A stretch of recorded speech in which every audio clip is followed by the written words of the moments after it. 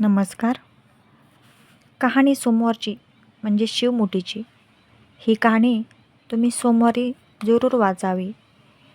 महादेवाची पूजा केल्यानंतर ही कहाणी आपण आपल्या घरीच वाचली तरी चालते. तेव्हा ही कहाणी तुम्ही नक्की ऐका. त्याआधी माझ्या व्हिडिओला सबस्क्राईब करा. 8 पाट नगर होतं. त्या नगरात एक राजा होता. त्याला 4 सुना होत्या. त्यात 3 आवडत्या व 1 नावडती होती. आवडत्या सुनांचा तो चांगला सांभाळ करी व नावडतीस नेसायला वेडं-वाकडं देत असे.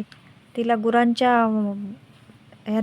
राहायला देत असे. गुरांच्या गोठ्यामध्ये गुरं राखण्याचे काम तिला दिले जात असे. पुढे श्रावण मासी पहिला समोर आला. नावडती रानात गेली. तेथे तिने नागकन्या व देवकन्याची भेट झाली.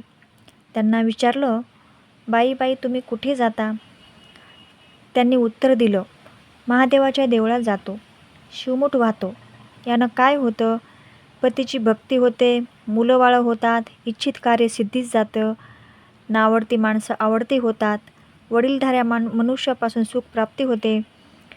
त्याने तिची चौकशी केली. मी राजाची सून आहे. ती त्यांच्याबरोबर गेली. नावडती म्हणाली, काय गं बायानो, वसा वसला. आम्ही शिवमुठीचा वसा बसतो. त्या वशाला काय करावं? असं नावडतीने विचारलं. तर त्या नागकन्या आणि देवकन्यानी तिला उत्तर दिलं, मूठ चिमूट तांदूळ घ्यावे, सुपारी घ्यावी, गंधफूल घ्यावं, 2 बेलाची पानं घ्यावेत, मनोभावी पूजा करावी, हाती तांदूळ घ्यावेत आणि तोंडाने शिवा शिवा महादेवा, माझी शिवमुठ ईश्वरा, नावडती माणसे ती आवडती कर रे देवा, असं म्हणून तांदूळ व्हावेत. दिवसा झोपू नये, संध्याकाळपर्यंत उपवास करावा, उष्टमाष्ट खाऊ नये, उपवास नाही निभावला तर दूध घ्यावी, संध्याकाळी अंघोळ करून देवाला बेलपत्र व्हावं आणि काही न बोलता जेवण करावं. हा वसा 5 वर्ष करावा. पहिल्या सोमवारी तांदूळ, दुसऱ्यास तीळ, तिसऱ्यास मुगाची शिवमूठ, चौथ्यास जवसाची शिवमूठ आणि 5वा आला तर सातू शिवमुठीसाठी घेत जावेत.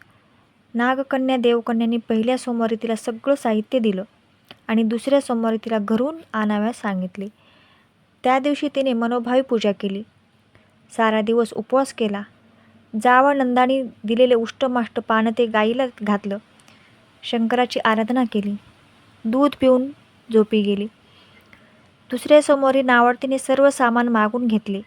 रानात जाऊन नागकन्याबरोबर तिने मनोभावी पूजा केली आणि शिवा शिवा महादेवा, माझी ईश्वरा, देवा, सासू सासऱ्या, दिरा भावा, नंदा जावा, भ्रतारा, नावडती आहे ते आवडती करे देवा, असे म्हणून तीळ व्हावेत. सारा दिवस उपवास करावा. संध्याकाळी सासऱ्याने विचारलं, तुझा देव कुठे आहे? नावडतीने उत्तर दिलं, माझा देव फार लांब आहे. वाट कठीण आहे. काटे कुठे आहेत? साप वाघ आहेत. तेथे माझा देव आहे. तिसऱ्या सोमवारी नावडतीने सर्व सामान मागून घेतले. देवाला जाऊ लागली. घरची माणसे मागे चालली. नावडती तुझा देव दाखव म्हणून लागली. नावडतीला रोजचा सराव होता. तिला काही वाटलं नाही. या सगळ्यांना काटे कुठे पुष्कळ लागले. नावडतीची दया आली. आजपर्यंत कशी येत असेल कोण जाणे. नावडतीला चिंता पडली. देवाची प्रार्थना केली. देवाला तिची दया आली. नागकन्या या सहवर्तमान देऊळ सुवर्णाचं झालं. रत्नजडितांची खांब झाली. हंड्या झुमरे लागले. स्वयंभू महादेवाची पिंडी झाली. सगळ्यांनी देवाचे दर्शन घेतले. नावडती पूजा करू लागली. फुलं वाहू लागली. नंतर पूर्वीसारखीच प्रार्थना म्हणून तिने शिवाला मूग वाहिले. हे पाहून राजाला आनंद झाला. नावडतीवर प्रेम वाढले. दागिने ल्यायला दिले. खुंटीवर पागोटे ठेवून राजा तळे पाहाव्यास गेला. नावडतीची पूजा झाल्यावर सगळी माणसं बाहेर आली.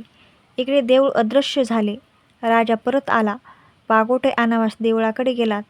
तो तेथे एक लहान देऊळ आहे. तेथे एक पिंडी होती. वर आपण केलेली पूजा होती. जवळच्या खुंटीवर पागोटे होते. तेव्हा त्यांनी सुनेला विचारले, हे असं कसं झालं? माझा गरिबाचा हाच देव. मी देवाची प्रार्थना केली, त्याने तुम्हाला दर्शन दिलं. सुनेमुळे देव भेटला म्हणून पालखीत घालून तिला घरी आणलं. नावडती होती आवडती झाली. जसा तिला शंकर प्रसन्न झाला तसा तुम्हा आम्हाला हो. ही 60 उताराची कहाणी सफळ संपूर्ण. ओम नमः शिवाय. हर हर महादेव. धन्यवाद.